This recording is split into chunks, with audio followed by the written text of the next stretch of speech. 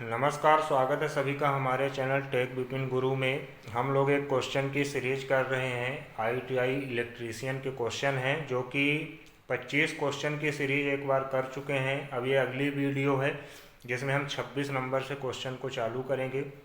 ITI के अभी जो पेपर होने वाले हैं सीबीटी एग्ज़ाम, उससे संबंधित बहुत ही इम्पोर्टेंट क्वेश्चन है।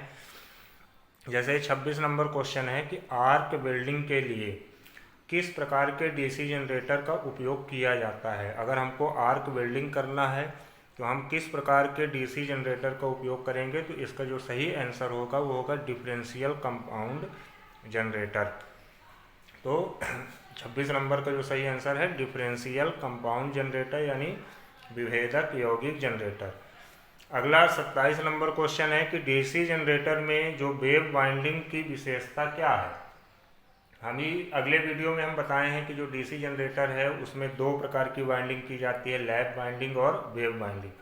तो वेव वाइंडिंग क्यों की जाती है, वेव वाइंडिंग की जो इम्पोर्टेंस है वो क्या है। ये लो करंट यानी कम धारा और हाई वोल्टेज लेता है। लो जो आपकी वेव वाइंडिंग है वो करेंगे तो हमको लो करंट और हाई वोल्टेज मिलेगा, कम धारा और उच्च वोल्टेज। अगला क्वेश्चन है 28 नंबर। इस तरह का डायग्राम दिया हुआ है और ये जो कम्यूटेटर में संयोजन में प्रयुक्त प्रतिरोध जो तार हैं डीसी जनरेटर में, जो कम्यूटेटर का जो संयोजन होता है तो प्रयुक्त प्रतिरोध तार का जो उद्देश्य है, तो उद्देश्य क्या है। इस जो प्रयुक्त प्रतिरोध तार जो यहाँ पर लगे हुए हैं ये इनका उद्देश्य क्या है, क्यों लगाते हैं। तो इसका जो सही आंसर है कि जो धारा की दिशा है उसको हम आसानी से पलट सकें, धारा की दिशा को हम रोटेट कन्वर्ट कर सकें, इसीलिए इसको लगाते हैं। अगला क्वेश्चन है 29 नंबर कि डीसी जनरेटर में ठोस पोल शू का उपयोग क्यों किया जाता है। पोल शू जो होते हैं वो ठोस क्यों किए जाते हैं, ठोस पोल शू का उपयोग हम डीसी जनरेटर में क्यों करते हैं। तो इसका जो सही आंसर होगा वो चुंबकीय पथ के रिलेक्टेंस को कम करने के लिए, चुंबकीय जो पथ है उसमें रिलेक्टेंस को कम करने के लिए हम कठोर पोल शू यानी ठोस पोल शू का यूज करते हैं। अगला क्वेश्चन है 30 नंबर कि बड़ी क्षमता के जो डीसी जनरेटर होते हैं उसका जो योक होता है या फ्रेम होता है उसको किस धातु से हम बनाते हैं। जो बड़ी क्षमता के होते हैं उनको हम रोल्ड स्टील से बनाते हैं और अगर कम क्षमता के हैं, छोटे जो डीसी जनरेटर होते हैं उसको हम कास्ट आयरन यानी ढलवा लोहे के योक बनाते हैं। तो इसका जो सही आंसर होगा वो क्या होगा, रोल्ड स्टील। अगला क्वेश्चन है 31 नंबर कि डीसी जनरेटर में किस प्रकार का वोल्टेज गतिशील रूप से प्रेरित होता है। जो हमारा डीसी जनरेटर में वोल्टेज होता है वो कैसे प्रेरित होता है, किस तरह का हमको वोल्टेज मिलता है, अल्टरनेटिंग मिलता है कि डायरेक्ट मिलता है, इसके बारे में हमको बताना है। तो इसमें जो हमको मिलता है अल्टरनेटिंग वोल्टेज, प्रत्यावर्ती वोल्टेज प्रेरित होता है डीसी जनरेटर में। अगला क्वेश्चन है ये आपका जो आर्मेचर कोर होता है, आर्मेचर का एक चित्र बना हुआ है। यहाँ पर जो ये स्लॉट है ये एक्स है, एक्स के रूप में जो चिन्हित स्लॉट है इसका उद्देश्य हमको बताना है कि इसका उद्देश्य क्या है।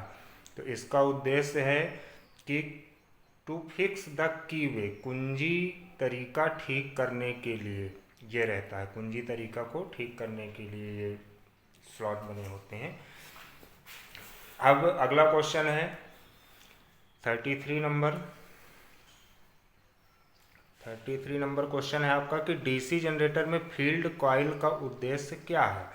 जो फील्ड वाइंडिंग की जाती है डीसी जनरेटर में उसका उद्देश्य क्या है। तो उसका उद्देश्य है फ्लक्स का निर्माण करना तथा ध्रुव, जो ध्रुव बनते हैं NS ध्रुव, 4 पोल है तो 4 ध्रुव बनेंगे, 2 पोल है तो 2 ध्रुव बनेंगे। तो कुंडली फ्लक्स का निर्माण करने के लिए ध्रुवों को चुंबकित करने के लिए फील्ड वाइंडिंग की जाती है। फील्ड वाइंडिंग का उद्देश्य यही है।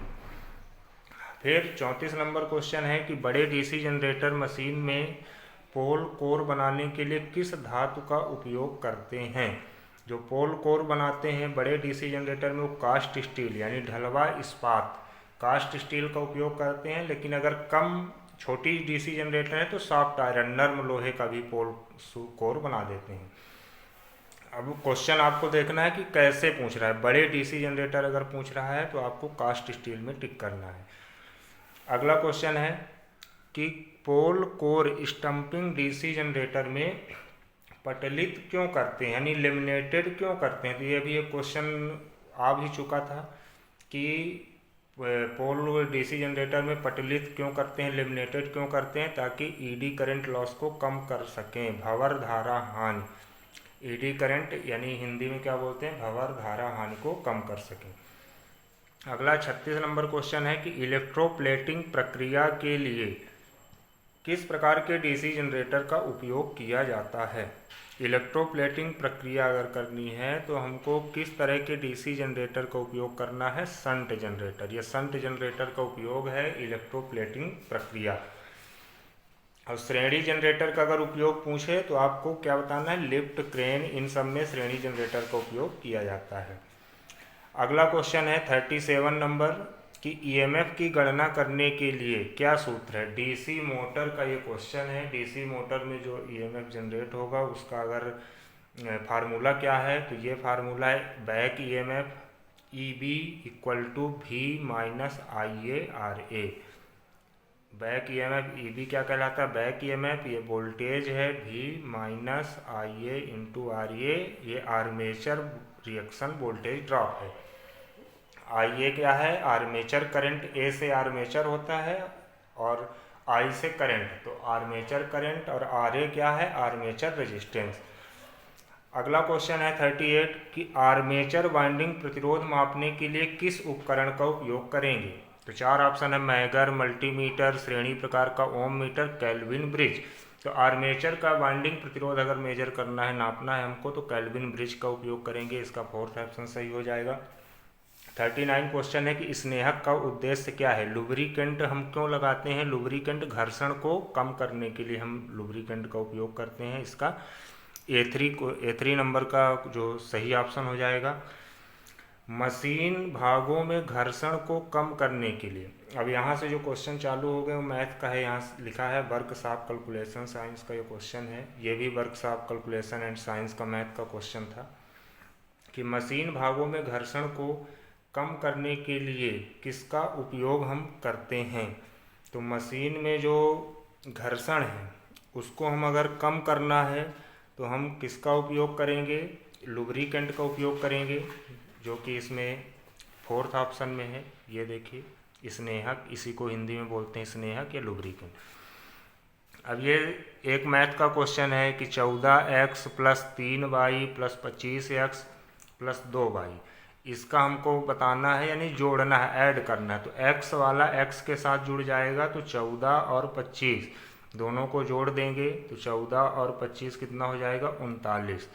तो 39x और 3 और y और 2y जुड़ जाएंगे ये दोनों, तो 5y। तो इसका जो सही आंसर हो जाएगा A3, 39x + 5y। तीसरा ऑप्शन आपका सही हो जाएगा। अगला ये भी मैथ का क्वेश्चन है कि a की पावर m है, a की पावर m, फिर गुणे का चिन्ह है, a की पावर n है। तो ये घातांक का क्वेश्चन है। मैथ में पता है कि अगर आधार सेम है, घात अलग अलग हैं और गुणा का चिन्ह है तो क्या हो जाता है, घात जुड़ जाती है, m + n हो जाएगा। तो जिसमें a की पावर m + n हो वही आंसर आपका सही हो जाएगा, यानी 1 नंबर ये वाला सही हो जाएगा। इसी तरह अगला है, अगर भाग में है a की पावर m बटे a की पावर n लिखा है तो इसमें घात क्या हो जाती हैं, घट जाती हैं। इसका आंसर जो हो जाएगा a की पावर m - n हो जाएगा। तो a की पावर m - n किस में है, ये दूसरे ऑप्शन में है, तो दूसरे ऑप्शन का आपका सही हो जाएगा। अगर ऑप्शन अच्छे से साफ नहीं भी दिख रहे हैं तो मैं यहाँ पर लिख दिया हूँ कि a की पावर m - n हो जाएंगे। अगला ये सिंपल सा क्वेश्चन है, मैथ का ही क्वेश्चन है कि a + b का होल स्क्वायर, इसका मान कितना होता है। तो सभी को पता है कि a + b का होल स्क्वायर बराबर होता है a² + b² + 2ab, यानी इसका जो सही आंसर हो जाएगा वो फर्स्ट ऑप्शन सही हो जाएगा। इसी तरह अगला क्वेश्चन है 45 नंबर क्वेश्चन है कि जो अर्थ का सिंबल होता है, अर्थ का सिंबल किस तरह का बनता है। ये ड्राइंग का क्वेश्चन है। अर्थ का सिंबल सभी को पता है, ये वाला अर्थ का सिंबल है। तो ये तीसरा ऑप्शन सही हो जाएगा, अर्थ का सिंबल। अगला है कि मोटर चालू और बंद करने के लिए किस उपकरण का उपयोग किया जाता है। मोटर को चालू करना है और फिर बंद करना है, तो किस उपकरण का हम उपयोग करेंगे, ये भी बहुत सिंपल क्वेश्चन है। स्टार्टर का उपयोग करते हैं, साफ साफ ये लिखा है स्टार्टर। अगला क्वेश्चन है कि कौन सा भाग स्वचालित लोहे में गर्मी को नियंत्रित करता है। तो कौन सा भाग स्वचालित लोहे में गर्मी को नियंत्रित करेगा, तो हीटिंग एलिमेंट है ऑप्शन में। फिर अगला ऑप्शन है प्रेशर प्लेट है, थर्मोस्टेटिक स्विच है, एस्बेस्टस स्विच है। तो जो टेम्परेचर को नियंत्रित करेगा वो कौन करेगा, थर्मोस्टेटिक स्विच। 48 नंबर क्वेश्चन है कि एसी वोल्टेज को बढ़ाने या घटाने वाली स्टैटिक यानी स्थिर मशीन कौन सी है। तो ये सबको पता है, ट्रांसफार्मर है। ट्रांसफार्मर एक ऐसी इलेक्ट्रिकल स्टैटिक डिवाइस है जो कि एसी वोल्टेज को बढ़ाती है और घटाती है। अब इसमें ये ड्राइंग का ही क्वेश्चन है 49 नंबर कि 3 पिन सॉकेट की पहचान करें। 3 पिन सॉकेट हमको बताना है कौन सा सिंबल 3 पिन सॉकेट का है। तो इसमें ये जो दूसरा ऑप्शन है ये 3 पिन सॉकेट का सिंबल है। 3 पिन दिख रही हैं, ये 3 पिन सॉकेट का सिंबल इसी तरह होता है। फिर 50 क्वेश्चन है कि लाइन इंसुलेटर की सामग्री, जो इंसुलेटर होता है वो किससे बने होते हैं। तो हमें पता है पोर्सलिन के बने होते हैं, पोर्सलिन क्ले। तो इंसुलेटर होते हैं पोर्सलिन और चीनी मिट्टी के बने रहते हैं। तो इसका जो सही आंसर हो जाएगा पोर्सलिन क्ले। तो इस तरह ये 50 क्वेश्चन आपके कंप्लीट हो गए। इसी तरह वीडियो आपको मिलती रहेगी। ये जो इम्पोर्टेंट क्वेश्चन की सीरीज है, श्रृंखला है, वो आपको वीडियो रोज़ मिलती रहेगी। इसको अच्छे से अध्ययन करें और चैनल को लाइक और सब्सक्राइब ज़रूर करें। धन्यवाद।